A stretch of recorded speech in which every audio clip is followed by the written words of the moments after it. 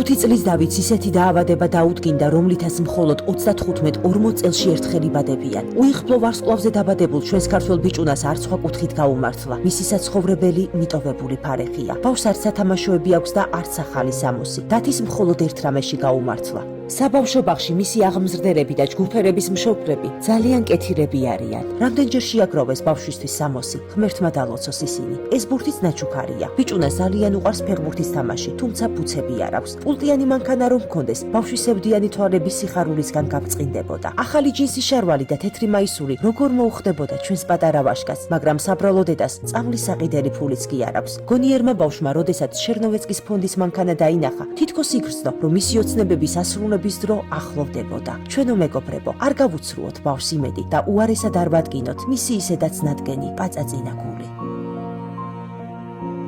გადარიცხეთ ნებისმიერი თანხა ჩერნოვეცკის ფონდის ოფიციალური საიტის მეშვეობით.